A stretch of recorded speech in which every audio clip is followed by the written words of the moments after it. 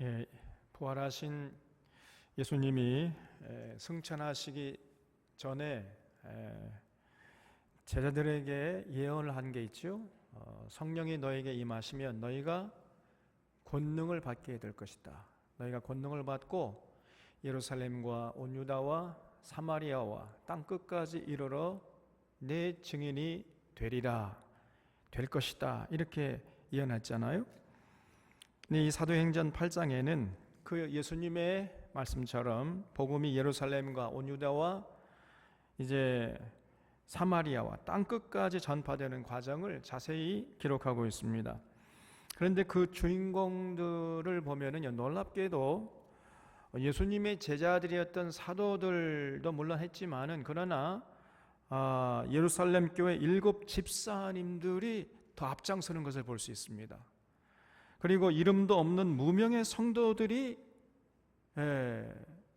그 예수님의 증인의 역할을 감당하는 모습을 성경은 자세하게 기록하고 있어요. 지난주에 살펴봤던 스데반은 전도하다가 순교를 했고, 또 오늘 8장에서는 그 예루살렘 교회 7 집사 중에 한 사람이었던 빌립이 유대의 울타리를 넘어서서 사마리아와 땅 끝까지 이르러 복음을 전하는 그러한 감동적인 모습을 기록하고 있어요. 1절을 보겠습니다. 사울은 그가 죽임당함을 마땅히 여기더라. 그날에 예루살렘에 있는 교회에 큰 박해가 있어 사도 외에는 다 유대와 사마리아 모든 땅으로 흩어지니라 그랬죠. 지난번에 본 대로 스데반이 돌에 맞아 죽었는데 평안히 순교했어요. 주여, 저들의 죄를 저들에게 돌리지 마옵소서, 이러면서 이렇게 평안하게 그 얼굴이 해처럼 빛나도록 그런 평온한 순교를 이렇게 했는데, 그 모습을 보고요, 사울이 내심 충격을 받은 것입니다. 그러나 겉으로는 저가 잘 죽었다, 저렇게 하나님을 모독하는 이 선성 모독하는 사람들은 전부 발본색원해서 진멸시켜야 된다, 막 이러면서 그 예수 믿는 자들을 색출해 가지고 다 감옥에 쳐넣는 이런 아주 악한 짓을 했던 거예요, 사울이라는 사람이. 그래서 스데반 집사의 순교 이후에 예루살렘 교회에 큰 박해가 몰려왔던 것입니다.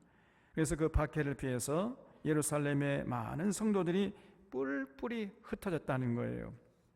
2절을 보면 경건한 사람들이 스데반을 장사하고 위하여 크게 울더라 그랬지요. 그러니까 예루살렘 교회 성도들이 큰 슬픔 속에 스데반의 장례를 엄숙하게 치른 것입니다. 그런데 그것이 끝이 아니었어요. 왜냐하면 무서운 이 피비린내 나는 무서운 박해가 교회로 지금 몰려 들어왔기 때문이었습니다. 3절에 보면은 사울이 교회를 잔멸할세 각 집에 들어가 남녀를 끌어다가 옥에 넘기니라 그랬지요. 여기 잔멸하다의 헬란 말인 류마이네마이, 이 헬란 말이 류마이네마이예요. 근데 이 류마이네마이라는 뜻이 뭐냐면은요, 포도원에 멧돼지가 난입한 거예요. 이 멧돼지가 난입하면 뭐 어떡합니까? 그냥 마음껏 짓밟아 버리잖아요. 그래서 이 류마이네마이라는 헬라 말의 뜻은 뭐냐면은요, 파괴하다, 철저히 짓밟다, 이런 뜻이에요.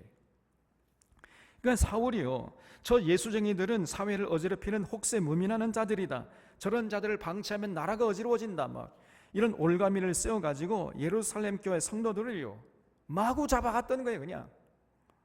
그러니까 예루살렘 교회 성도들이 도무지 견딜 수가 없어서 살 길을 찾아서 사방으로 흩어졌던 것입니다. 4절에 그 흩어진 사람들이 도로 다니며 복음의 말씀을 전할세 그랬죠.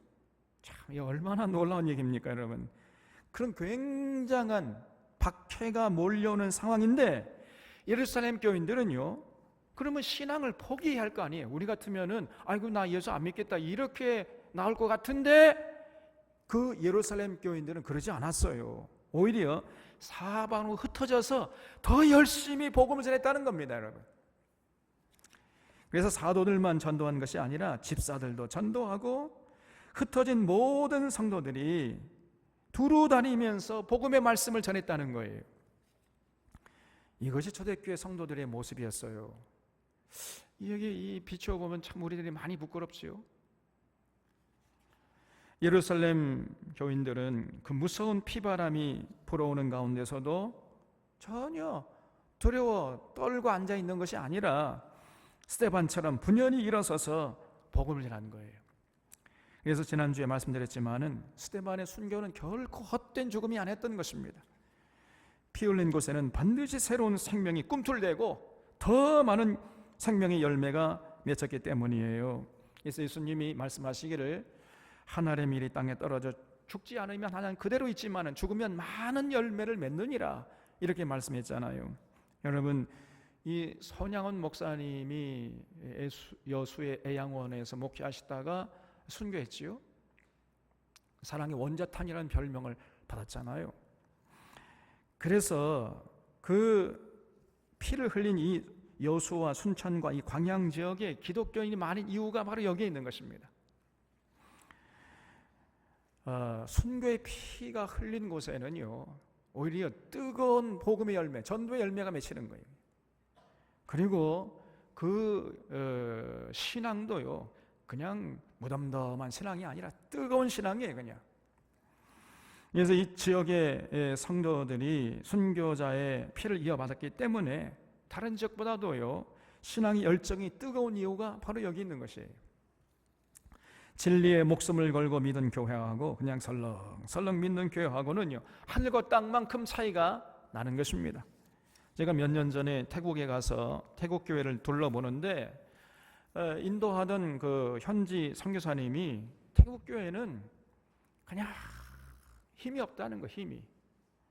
왜 힘이 없느냐 이렇게 물어보니까 태국에는 단 한 번도, 단 한 사람도 순교한 사람이 없다는 것입니다. 순교의 피를 흘려본 적이 없는 교회가 태국 교회라는 거예요. 그러니까 자기들이 믿는 것에 목숨을 걸어본 적이 단 한 번도, 단 한 명도 없었던 거예요. 여러분, 순교의 피를 흘린 곳에는 신앙이 불길처럼 솟아오르는 거예요. 예루살렘 성도들이 바로 그러했던 것입니다. 그래서 초대교회 안에 불어닥친 그 무서운 박해에도 불구하고 이 사람들은요, 오히려 그러면 그럴수록 더 뜨겁게 나가서 복음의 전도자로서의 사명을 감당하려고 애를 썼던 거예요. 그래서 그 무서운 박해도 복음의 열정을 끌 수가 없었던 것입니다. 그래서 박해가 사실은 육신적으로는 고통스러웠지만은 그 박해를 인해서 더욱 복음이 들불처럼 일어나서 땅 끝까지 퍼져가는 계기가 된 거예요. 여러분, 이게 진리의 특징이에요.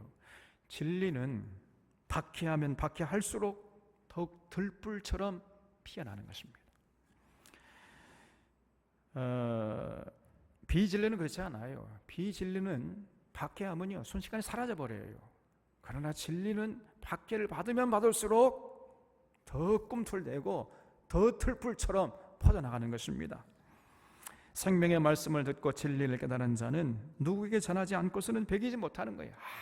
아무리 고난이 닥친다 할지라도 진리를 전하지 않으면 그 마음의 중심이 불이 붙는 것 같아서 도무지 견딜 수가 없는 거예요. 예레미야가 표현한 대로. 여러분, 베드로 좀 보세요. 우리가 사도행전 4장에서 봤잖아요. 아무리 전하지 말라고 입을 틀어 막아도 너 다시 한번 예수 그리스도를 전하면 너 죽여버리겠다, 이렇게 위협을 해도 우리는 보고 들은 것을 전하지 않을 수가 없습니다. 이러면서 전했잖아요. 여러분, 이것이 진리의 위대함인 것입니다. 그래서 그 복음이 지금 여기 이 한반도 맨 남쪽 끝에 있는 이 광양에까지 전해진 게 아니겠습니까, 여러분? 그래서 우리가 믿는 이 복음이요,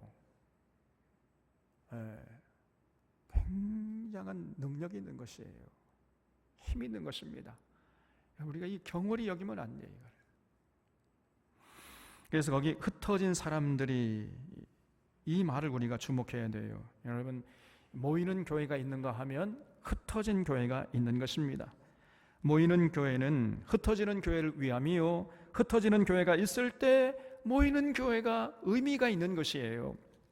함께 모여 예수님의 십자가의 은혜로 구원받았음을 감격하면서 하나님께 모든 영광을 올려드리는 그리고 성도의 교제를 나누는 이러한 교회를 우리가 모이는 교회라고 그래요. 그런가 하면 흩어지는 교회가 있습니다. 흩어지는 교회는 뭐냐? 각자의 삶으로 흩어져서 세상의 빛과 소금의 역할이 되어가지고 그 이웃들에게 하나님 나라의 복음을 전하고 하나님의 사랑을 전하는 것, 이것이 흩어지는 교회예요.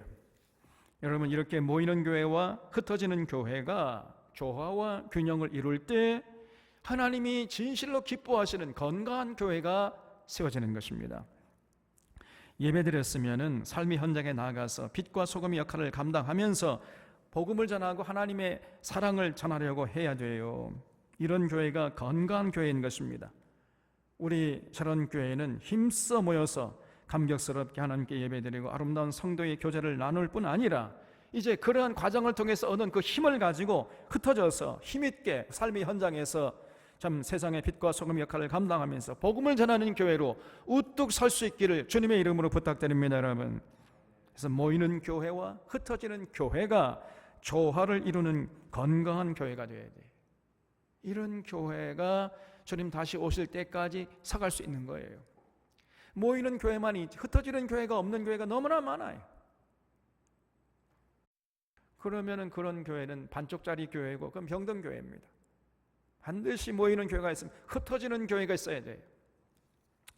그래서 5절 이하에는 예루살렘 교회 7집사 중에 한 사람인 이 빌립 집사의 전도의 모습이 자세히 기록되어 있는데, 빌립이 사마리아 성에 내려가 그리스도를 백성에게 전파하니 그랬죠.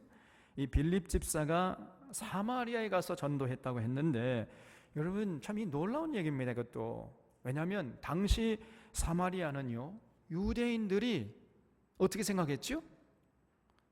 저것들은 사람이 아니야, 저거 개나 돼지만도 못한, 짐승만도 못한 존재야, 이렇게 생각하고 있었잖아요. 그런데 그런 사마리아 사람들이 모여있는 사마리아 성에 가서 이 빌립 집사가 복음을 전했다는 것입니다. 얼마나 놀라운 일이에요. 복음에는 유대인이나 이방인이나 종이나 자유자나 남자나 여자나 부자나 가난한 자나 높은 자나 낮은 자나 가리지 않는다는 것을 온몸으로 보여준 사람이 예루살렘 교회의 빌립 집사님이었던 거예요. 이 정도 이 초대교회 집사님들의 수준이 높았습니다. 그래서 6절에 무리가 빌립의 말도 듣고 행하는 표적도 보고 한 마음으로 그가 하는 말을 따르더라 그러지요. 이 사마리아 사람들이 전부 한 마음으로 빌립의 그 말을 따랐다는 것인데, 이것도 굉장히 놀라운 일이죠. 그 결과 이 7절에 많은 사람에게 붙었던 더러운 귀신들이 크게 소리를 지르며 나가고 또 많은 중풍병자와 못 걷는 사람이 나았다는 거예요. 여러분, 이 빌립 집사님은 오늘날 목사님들처럼 신학교에 나온 것도 아니고 목사 안수 받은 것도 아니잖아요. 신학 수업 전문적으로 한 사람도 아닙니다. 그냥 초대교회 7 집사님이었잖아요. 그런데 이 사마리아에 가가지고 귀신을 쫓아내고 중풍병자 그리고 걷지 못하는 이런 사람들 다 병자들 고쳐줬다는 것이, 예루살렘 교회 집사님들의 수준이 이 정도였어요. 대단하잖아요. 이렇게 빌립이 가는 곳마다 귀신을 쫓아내고 병자들을 고쳐주니까 8절에 그 성에 큰 기쁨이 있었던 것입니다. 그럴 수밖에 없는 거지요. 수많은 사람들이 귀신 들려가지고 눌리는 삶을 살다가 자유케 되니까요, 기쁨이 임하지 않았겠습니까? 여러분, 귀신의 장기가 뭐예요? 귀신이 잘하는 게 뭡니까? 귀신이 뭘 잘해요? 참소하는 거죠. 참소. 귀신의 장기는 참소예요. 그저 여기저기 다니면서 그냥 그 관계를 깨트리고 여기 가서 이 말하고 저기서 저 말하고 그러면서 서로 불신하게 하고 이간질시켜요. 서로 시기하게 하고 질투하게 하고 서로 싸우게 하고, 그래서 결국은 하나님과 또 인간과의 관계도 깨트리고, 이것이 전문적으로 하는 귀신의 진 아닙니까? 그러니까 귀신 들린 사람이 많으면요, 그 공동체가 어떻게 되겠어요?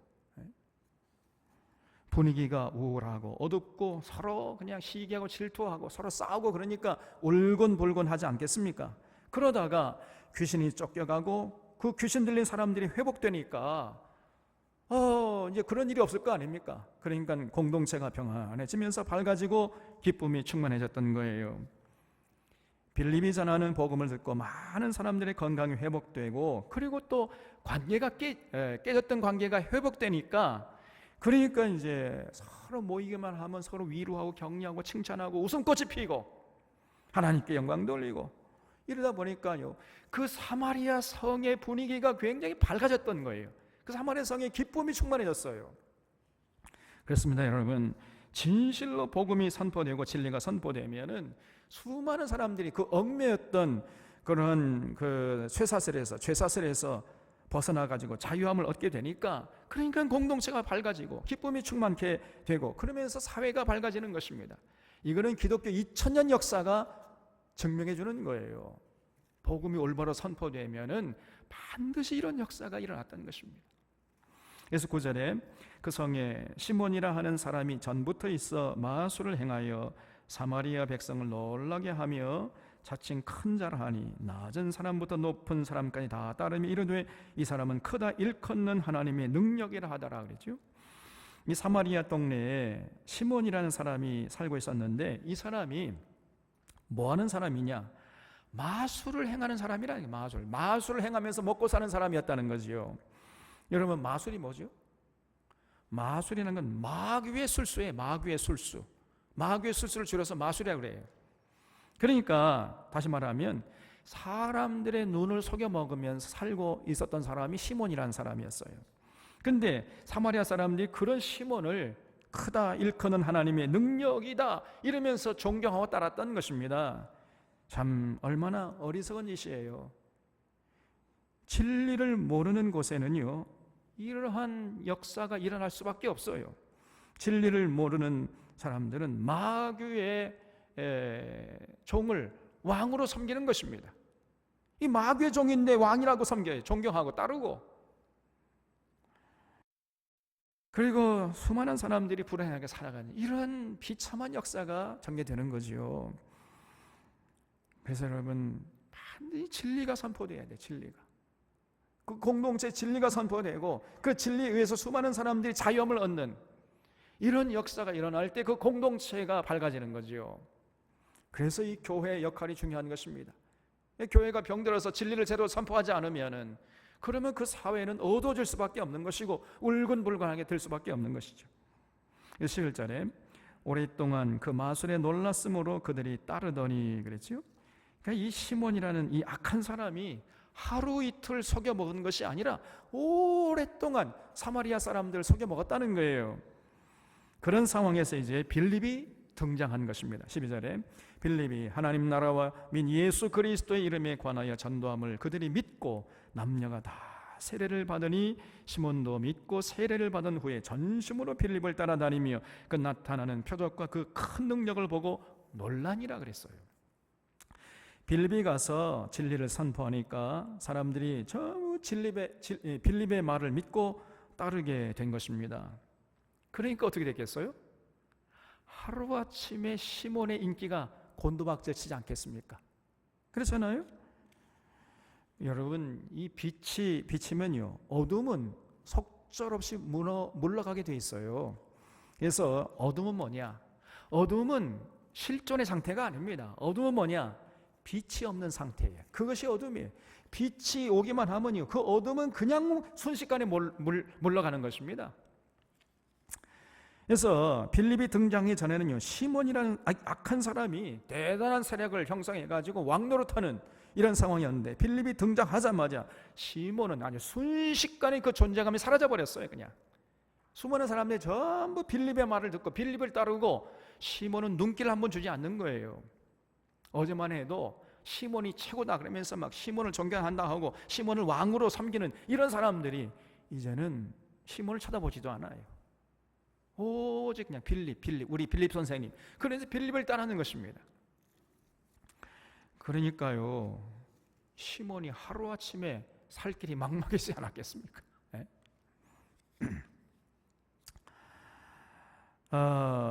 하루아침에 쪽박을 차게 생겼어요. 지금 자기는 마술을 부려서 사람들 눈 속여먹으면서 무지한 사람을 속여먹고 살았는데, 빌립은 진리를 전하고 수많은 표적과 큰 능력을 행하니까, 여러분 이 시몬하고 빌립하고는요, 이게 상대가 안 돼요. 게임이 안 됩니다, 이게.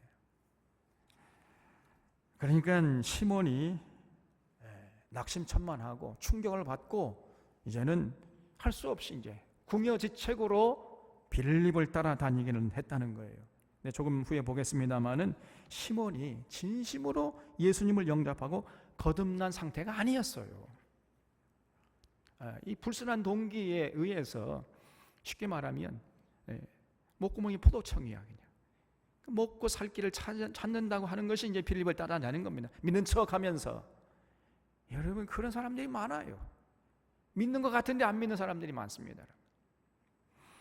그러면 안 되겠죠? 14절에 예루살렘에 있는 사도들이 사마리아도 하나님의 말씀을 받았다 함을 듣고 베드로와 요한을 보내매 그들이 내려가서 그들을 위하여 성령 받기를 기도하니 이는 아직 한 사람에게도 성령 내리신 일이 없고 오직 주 예수의 이름으로 세례만 받을 뿐이더라. 이 두 사도가 그들에게 안수하며 성령을 받는지라 그랬죠. 이 14절부터 이 17절의 말씀은 오늘날 많은 목회자들이 잘못 가르치고 있는 구절이기도 하고요. 그래서 많은 성도들이 잘못 알고 있는, 오해하는 이런 부분입니다. 그래서 정말 조심해야 돼요. 거기 이는 아직 한 사람에게도 성령 내리신 일이 없고 오직 주 예수의 이름으로 세례만 받을 뿐이라. 그걸 줄쳐보세요. 오늘날 이 소위 은사주의자들이라는 사람들이 이 구절을 근거로 뭐라고 얘기를 하냐면요, 이거 봐라, 사마리아 사람들이 예수 믿었지만은 한 사람도 성령 받지 못했다고 하지 않느냐. 그렇기 때문에 예수 믿는 것과 성령 받는 것, 이거는 별개의 문제라는 거예요.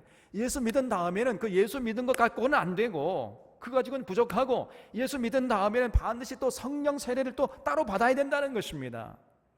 이렇게 주장을 하는 근거 구절로 이 14절부터 17절의 말씀을 인용하는 이 사람들이.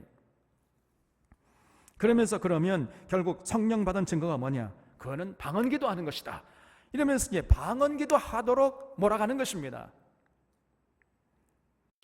만약 이들의 주장이 맞다면 그러면요, 다른 성경 구절과 충돌이 되지 않아야 되잖아요. 그런데 다른 성경 구절과 충돌이 돼요. 여러분 고린도전서 12장에서는 뭐라고 그랬습니까? 성령으로 아니하고는 누구든지 예수를 주시라 할 수 없느니라 그랬지요. 그러니까 진실로 예수님을 주님으로 마음으로 믿고 입으로 시인한 자들은 이미 성령님이 그 안에 내주하고 계시다는 것입니다. 그래서 예수 믿는 거 가지고 안 되고, 예수 믿은 다음에는 반드시 성령 세례를 또 따로 받아야 된다, 이런 주장은 절대로 성경의 가르침이 아니에요. 이거를 여러분, 우리 사랑하는 샤론의 교우들은 확신할 수 있기를 바랍니다. 그러면은 우리가 이 14절부터 17절의 말씀을 어떻게 이해해야 올바로 이해하는 것이겠어요? 거기 14절에 예루살렘에 있는 사도들이 사마리아도 하나님의 말씀을 받았다 함을 듣고 베드로와 요한을 보내매, 그 말씀을 우리가 주목해야 돼요. 제가 조금 전에 말씀드린 대로 당시 유대인들은요, 사마리아 사람들을 개되지만도 못한 존재로 여겼잖아요. 그래서 이 빌립이 가가지고 복음을 전해서 사마리아 사람들이 예수 믿게 되었다 하는 소식을 듣고 예루살렘 사도들이 깜짝 놀란 거예요. 에? 아니 그 개되지만도 못한 사람들을 여기는 그 사마리아 사람들이 예수 믿었다고? 그럴 수 있을까? 이렇게 예루살렘 교회 사도들이 반신반의했던 것입니다. 그리고 정작 사마리아 사람들 자신들이 또 놀랐어요. 우리 같은 사람들이 예수 믿는다고 하나님의 자녀가 될 수 있을까? 이렇게 정작 사마리아 사람들도 자신들이 예수 믿고 구원받았던 사실을 확신치 못하고 반신반의하고 있었던 거예요. 그래서 예루살렘 교회에서 이 베드로와 요한 사도를 파송해서 그 사마리아에 도대체 어떤 일이 있었는가, 그 실체적인 진실을 파악하도록 파송했던 것입니다. 그래서 이 베드로와 요한이 가서 확인해 보니까 그 빌립 집사님이 복음을 잘 전하기는 했는데 받아들이는 이 사마리아 사람들이 아직 긴가민가 이런 상태였던 거예요. 그런 상태에서 그냥 빌립 집사가 성급하게 세례를 줘버렸던 것입니다. 그러니까 저들이 진실로 빌립의 전도를 받고 깨어지고 거듭나는 그런 정말 어떤 중생의 체험을 한 상태에서 세례받은 것이 아니고 그냥 어정쩡한 이런 상태에서 세례받은 거예요. 그래서 베드로와 요한이 사도의 권위를 가지고 그들에게 이제 다시 차근차근 복음을 전하고 그리고 그들을 믿는 자로 인정해 주면서 그런 의미에서 안수하니까 그들에게 드디어 성령이 임하시면서 그들이 이제 믿음의 확신을 가지게 된 거죠. 자기가 우리들도 사마리아 사람들이 우리들도 이제 구원받은 거 하나님의 자녀가 됐구나 이런 확신을 가지게 되었고 그러면서 동시에 그들의 심령 깊은 곳에서 회개의 영이 터져버린 겁니다. 그래서 깨어지고 거듭나는 역사가 일어났던 거예요. 그래서 이 14절로 17절 말씀은 빌립 집사와 이 예루살렘 교회 사도들이 서로 긴밀하게 연락을 취하면서 사마리아의 전도 사역을 감당했던 것을 말하고자 함이었지 예수 믿는 것 따로 또 성령 받는 것 따로 이렇게 제2차 성령 세례를 주장하려고 기록한 구절이 아님을 우리 살아낸 교우들은요 분명히 인식할 수 있기를 바랍니다. 여러분 무슨 말인지 이해가 되도록 설명이 됐어요? 이걸 여러분 잘 구별해서 그런 엉터리 같은 잘못된 그 거짓된 가르침에 휘둘리면 안 돼요. 예수 믿고 나도 그거 가지고 안 되고 성령 세례 따로 받아야 된다. 이거는 거짓된 주장입니다, 여러분. 절대로 그런 주장을 용납해서는 안 되고 그런 주장을 이 14절로 17절 말씀을 근거로 해서 주장한 이런 사람들은 우리 빨리 멀리 해야 돼. 이게 거짓 선지자들이 성경을 전혀 알지 못하는 자들이라고 말이에요. 어쨌든 이렇게 베드로와 요한이 가서 사마리아 성에도 온전한 복음이 전해지면서 사람들이 회개하고 거듭나고 깨어지고 그러니까 이런 모습을 지켜보던 시몬이요 부럽기도 하고 신기하기도 해가지고 베드로에게 제안을 했어요. 여기 18절에 시몬이 사도들의 안수로 성령 받는 것을 보고 돈을 들여 이르되 이 권능을 내게도 주어 누구든지 내가 안수하는 사람은 성령을 받게 하여 주소서 이러면서 돈을 주고 하나님의 권능을 살려고 했단 말이죠. 이 얼마나 어처구니가 없는 것입니까 여러분. 하나님의 은혜나 성령의 은사나 여러분 이런 것들은 절대로 돈 가지고 사고팔고 할 수 있는 것이 아닙니다 여러분. 하나님의 은혜나 은사들은요 그냥 거저받는 것이에요. 너희들이 거저받았으니 거저 주어라 그랬잖아요. 그래서 하나님의 능력을 받아라 하나님의 은사를 주겠다 그러면서 돈 봉투를 요구하면요 그거는 종교 사기꾼이에요. 이거는 벌써 뻔합니다 여러분. 100%입니다 이거. 돈 봉투를 바쳐야 받고 헌금해야 받는다 이렇게 주장한 사람들은 전부 종교 사기꾼에 불과한 거예요. 이것들이 거기에 휘둘면 안 돼요. 그러니까 이 베드로가 시몬을 보니까요 너무나 어처구니 없잖아요. 그래서 20절에 베드로가 이르되 내가 하나님의 산물을 돈 주고 살 줄로 생각하였으니 내 은과 네가 함께 망할지어다 이러면서 저주를 퍼버렸어요. 그냥 우리도 이렇게 해야 돼요. 그냥. 여러분 안수기도 받으려면 일단 헌금하십시오. 이렇게 주장하는 사람이 보면요 내가 내 은과 함께 망할지어다 이렇게 저주를 퍼버려. 그냥 그래요 그래 따라가지 말고요 제발이지. 여러분 우리가 진실로 예수님을 영접하고 깨어지고 거듭나는 것은 내가 하고 싶다고 되는 것도 아니고요 돈 주고 살 수 있는 것은 더더욱 아닌 것입니다. 이거를 분명히 인식하셔야 돼. 진실로 예수님을 영접하고 깨어지고 거듭나는 것은 오직 하나님의 선물이라는 것을 잊지 마시기를 바랍니다. 21절에 하나님 앞에서 내 마음이 바르지 못하니 이 도에는 내가 관계도 없고 분깃될 것도 없느니라. 그러므로 너희 이 악함을 회개하고 주께 기도하라. 혹 마음에 품은 것을 사하여 주시리라 그랬지요. 거기 너희 악함을 회개하고 주께 기도하라에 줄을 쳐주세요. 우리가 진실로 성령을 받고 성령의 능력을 받으려면요, 돈 쌓아 짊어지고 올 것이 아니고 먼저 우리가 해야 할 일이 뭐냐? 우리의 악함을 회개해야. 악함을. 지난날 하나님을 외면하고 그저 나 중심으로 살았던 삶을 진실로 회개해야 하는 것입니다. 그런 다음에 예수님을 마음의 중심에 모시고 예수님의 가르침을 따라 살고자 하는 결단과 의지를 가지고 성령이 임하도록 우리가 간절히 기도할 때 비로소 우리가 성령을 선물로 받고 우리가 깨어지고 변화되면서 거듭나게 되는 것이고, 그리고 권능을 받게 되는 것이에요. 여러분, 하늘의 권세와 권능을 누리는 복된 인생이 되는 것입니다. 여러분, 그러니까 이런 차원에서 볼 때에 사실 당시 시몬의 회례는요, 시몬의 세례는 회개가 없는 세례였어요. 그러니까 시몬에게 지금 세례 주면 안 되는 상태였던 것입니다. 근데 빌립 집사님이 너무 그냥 성급하게 세례를 주고 말았어요. 이렇게 회개가 없는 세례는요, 아무런 의미가 없어요. 여러분, 우리도 마찬가지입니다. 우리가 예수님의 이름으로 세례 받았다 할지라도 아무런 회개가 없고 그저 예수 믿기 전의 삶을 그대로 반복한다면 그런 세례는요, 의미가 없는 것이에요. 괜히 시간 낭비한 것이고 에너지만 낭비한 것입니다. 진실로 세례를 베풀고 받으려면 정말 예수 믿고 그 내면에 속 사람이 변화됐는가, 정말 그 내면에 자리한 생각이, 그 가치관, 인생관, 생애관, 역사관, 가치관이 달라졌는가. 그래서 내가 그리스도와 함께 십자가에 못 박혔나니 이제는 내가 산 것이 아니라 오직 내 안에 그리스도께서 사신 것이라.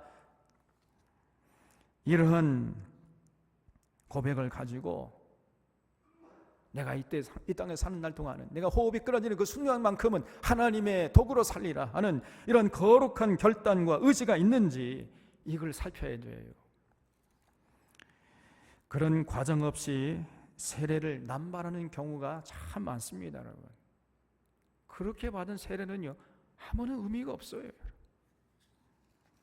그리고 일단 세례 받았으면요, 정말 자기 자신을 돌아봐야 돼.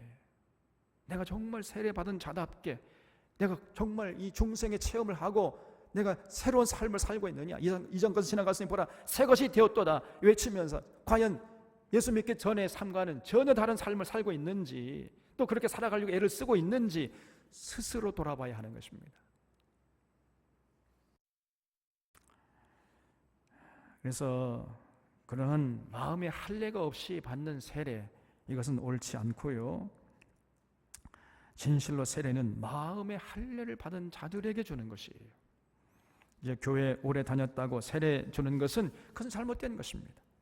그래서 빌립 집사가 마술사 시몬에게 세례 준 것은 너무 성급한 것이었고요, 회개도 안 했는데 세례 준 것이거든요. 그래서 베드로 사도가 너의 이 악함을 회개하고 주께 기도하라. 그러면 혹시 마음에 품은 것을 사해 주시리라. 이렇게 아주 단호하게 외쳤던 거예요.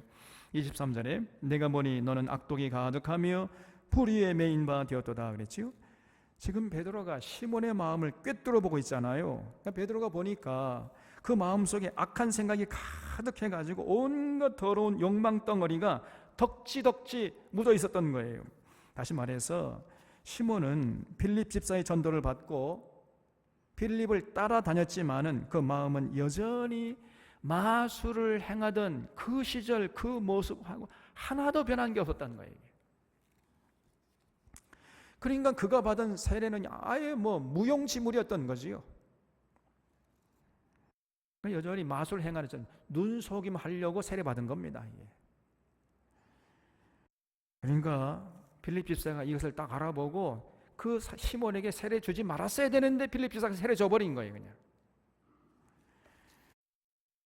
근데 베드로가 그걸 딱 알아채려버린 거지요. 그러니까 빌립 집사보다 베드로 사도가 한 수 위라는 것을 알 수 있습니다.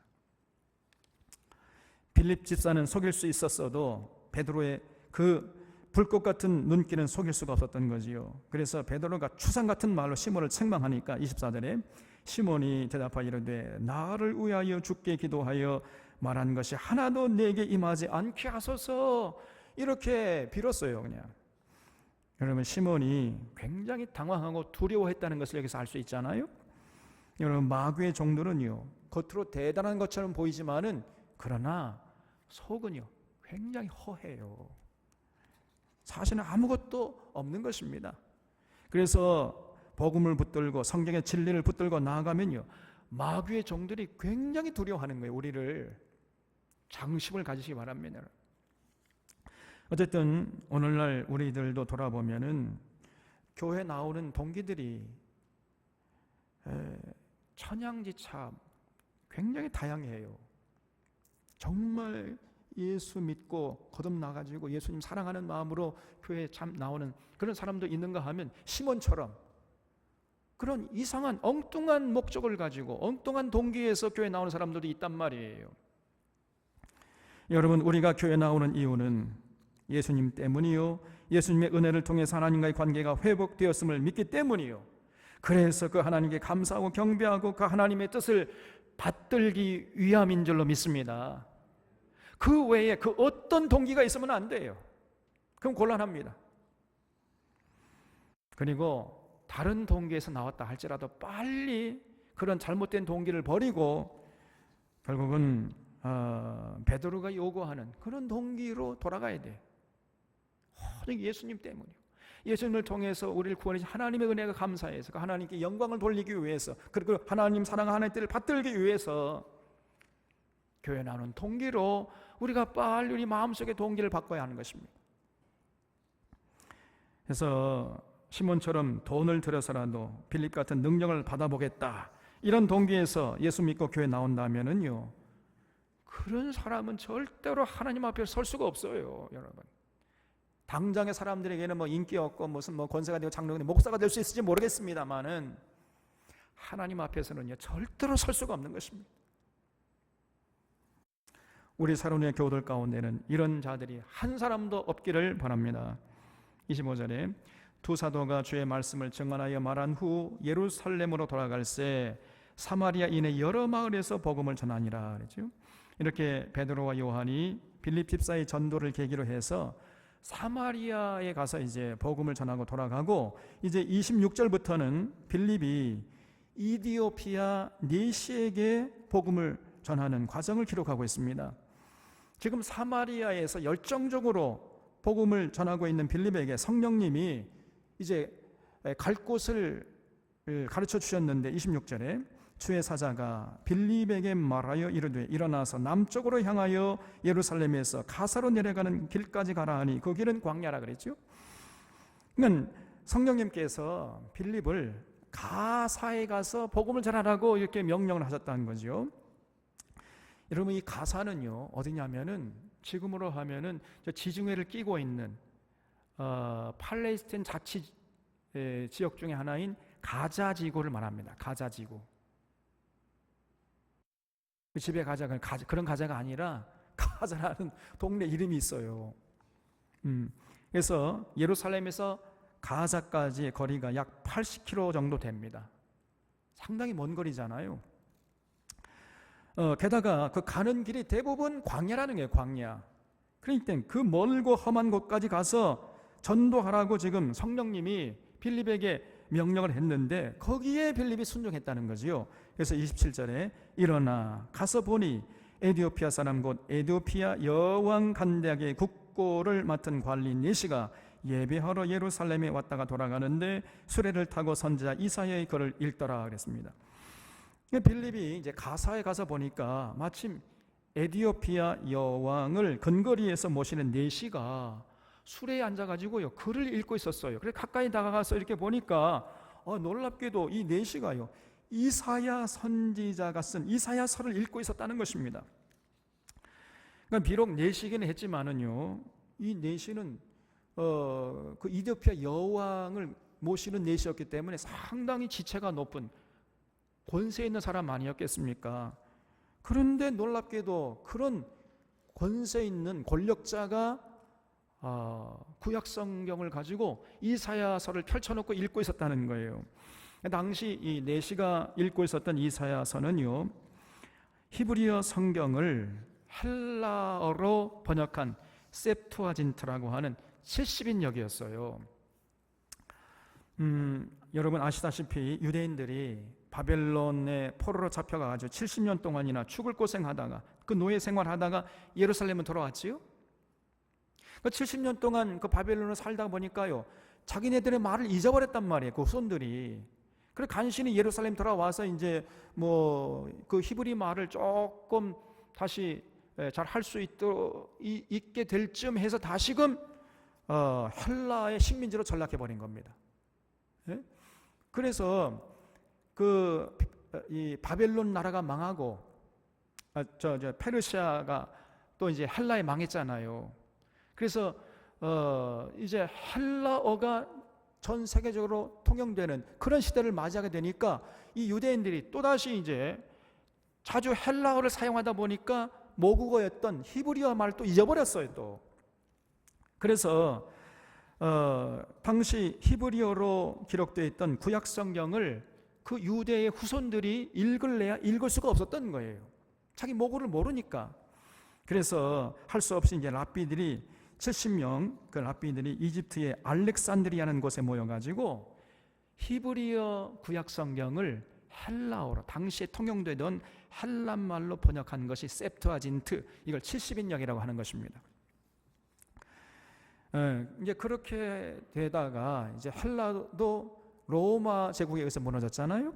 그래서 당시 예루살렘 초대교회는요, 그 70인역을 이렇게 전수받아 가지고 간직하고 있었던 거예요.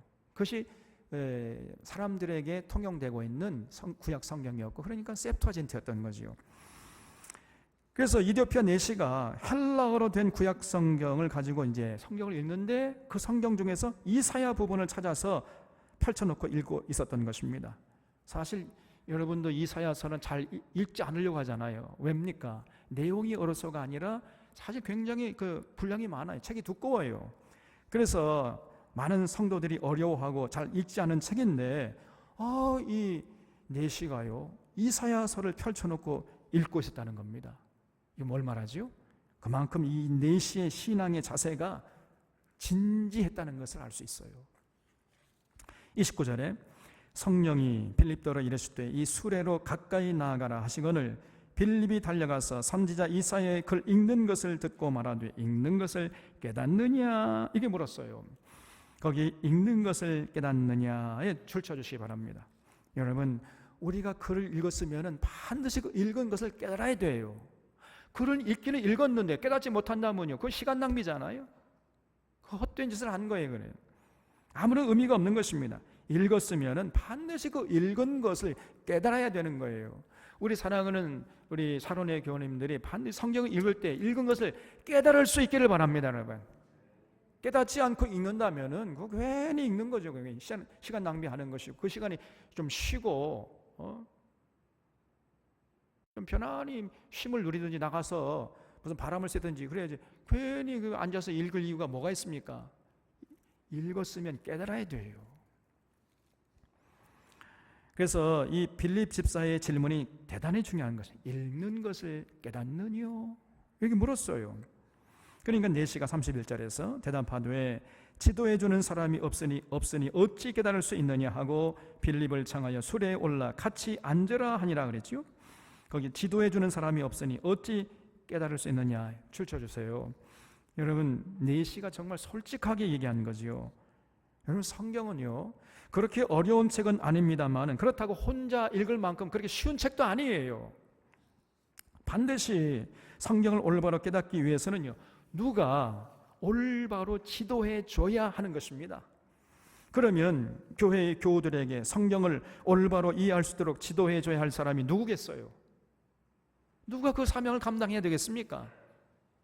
당연히 목사님들이죠. 신학교에 가서 신학을 공부한 목사님들이 교우들에게 바르고 빠르게 성경 66권을 한 권도 빼지 말고 스스로 교우들이 성경을 읽고 이해하도록 그렇게 알기 쉽게 전해줘야 할 건 아니겠습니까?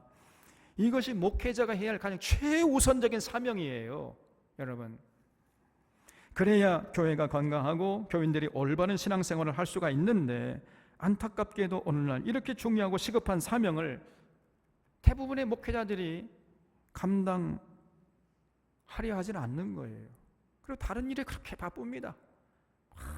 그죠? 뭐 시찰에 다니고 노예 다니고 총회 다니고 뭐 어디 먹으러 다니고 어디 회의하러 다니고 어디 무슨 또 그렇게 목사님들이 바빠요.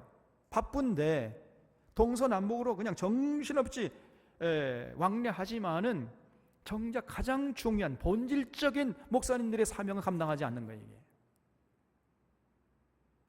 아니 본질적인 사명을 감당하고 시간 남으면 이것도 하고 저것도 하고 뭐 그럴 수는 있습니다. 얼마든지 우리가 이해할 수가 있는데 가장 중요한 본질적인 사명 감당하지 않고 다른 비본질적인 일에 이렇게 바쁘다 그러면은 그 문제가 있는 거 아닙니까 이게? 뭐 그냥 어디 회의를 다니고 어디 먹으러 다니고 또 골프 치러 다니고 또 웬만한 교회 목사님 위주는 다 골프 치더라고요. 이 지역에도 보니까요. 이 골프 치는 분 시간도 많이 들고 돈도 많이 들잖아요. 도대체 목사님들이 도대체 그 돈이 다 어디서 나는 겁니까?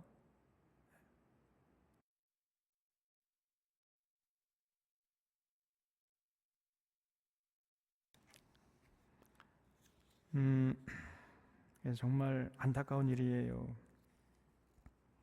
그래서 성도들이 성경은 알고 싶은데 누가 지도해주는 사람은 없고 그래서 혼자 성경을 알고 싶어가지고 몸부림치다가 그만 저 신천지 같은 마귀 집단에게 그냥 마치 잠자리가 그 거미줄에 걸린 것처럼 파닥거리고 있는 거예요. 그냥 이런 게 보이지 않습니까? 그래서 바로 내시가 이런 진리를 깨달은 거예요. 아, 성경은 누가 지도해주는 사람이 있어야 하는구나 이렇게 생각하고 필립 집사를 초대했다는 거지요. 32절에 읽는 성경 구절은 이것이니 일러스되 그가 도살자에게로 가는 양과 같이 끌려갔고 털 깎는 자 앞에 있는 어린 양이 조용함과 같이 그의 입을 열지 아니하였도다. 그가 굴욕을 당했을 때 공정한 재판도 받지 못하였으니 누가 그의 세대를 말하리요. 그의 생명이 땅에서 빼앗김이로다 하였거늘 그 내시가 빌립에게 말하되 청컨대 내가 묻노니 선지자가 이 말한 것이 누구를 가리킴이냐 자기를 가리킴이냐 타인을 가리킴이냐 이렇게 물었는데 놀랍게도 내시가요 그 이사야서 53장 그 메시아 순환장을 읽고 있었던 거예요.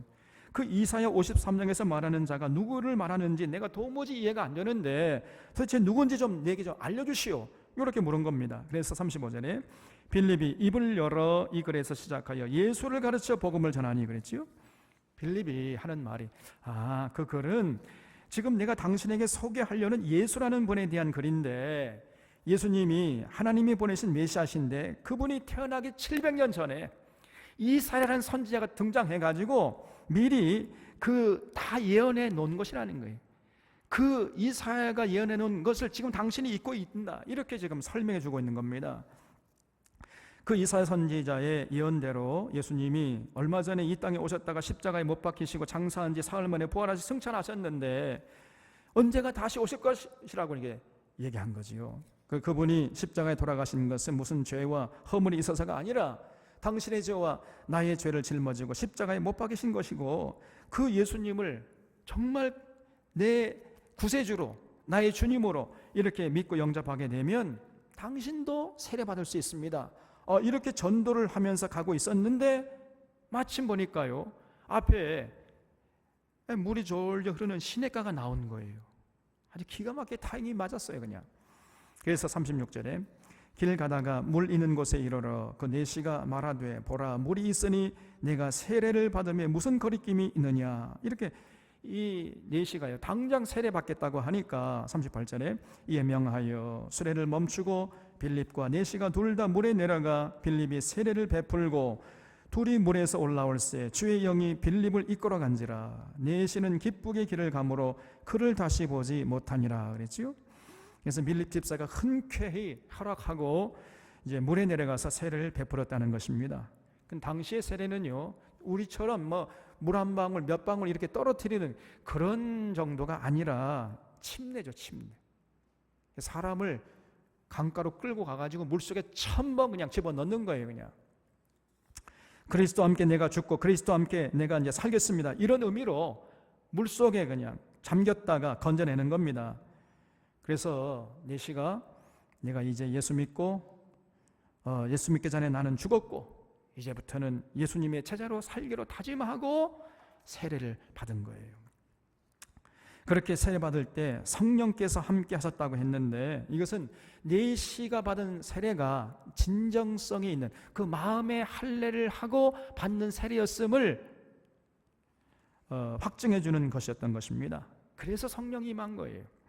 그래서 세례받은 내시가 그 이후에 어떻게 되었겠어요? 이디오피아로 돌아가서 거기서 이제 목숨 걸고 전도한 거예요. 복음을 전했던 것입니다.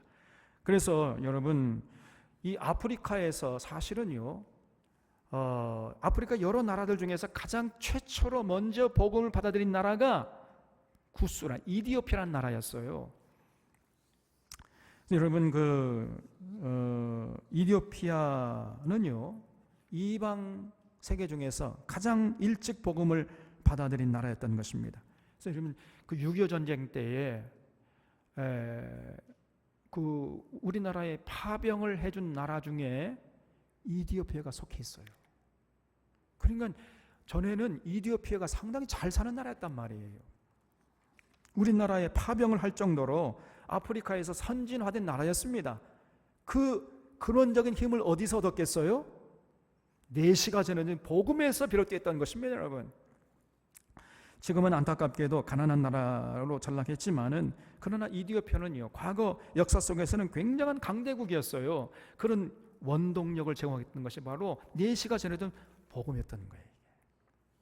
40절에 빌립은 아소도에 나타나 여러 성을 지나다니며 복음을 전하고 가이사라에 이르니라 그랬죠. 이 아소도는 아스돗이라고도 합니다. 이 아소돗이라는 것은 블레셋 여러 성읍 중에 하나인데 가자지구 그 근방에 있어요. 그러니까 이 빌립 집사가 예루살렘과 온 유대와 사마리아와 땅 끝까지 나가가지고 복음을 전했던 것입니다. 이렇게 보면요 이 사도행전이 아니라 집사행전이라고 할 만하잖아요. 예? 여러분 집사님들 자긍심을 가지시기 바랍니다. 그리고 좀 도전을 받아야 돼. 우리 사론의 교우들도 스데반처럼 빌립처럼 흩어진 교회가 되어서 여러분이 가는 곳마다 정말 복음이 꽃처럼 피어나서 하나님께 영광 돌리고 또 하나님이 주시는 모든 권세를 가지고 능력 있는 삶을 살아가는 이런 복된 전도자가 될 수 있기를 바랍니다. 기도하겠습니다. 고마우신 하나님 아버지, 오늘은 빌립 집사를 통해서 사마리아의 복음이 전파되고 또 구시 내시를 통해서 이디오피아의 복음이 전파되는 그런 역사를 살펴봤습니다. 초대교회 예루살렘 교우들이 큰 핍박 가운데서도 오히려 전화위복의 기호로 삼아 더 많은 사람들에게 담대히 전도자의 사명을 감당하는 모습을 보았습니다. 저희들도 삶의 현장에 나아가서 이웃들에게 담대히 증거할 수 있는 신실한 증인들, 열정적인 증인들 되게 하여 주시옵소서. 모든 것 감사하옵고 예수님의 이름으로 기도하옵나이다. 아멘.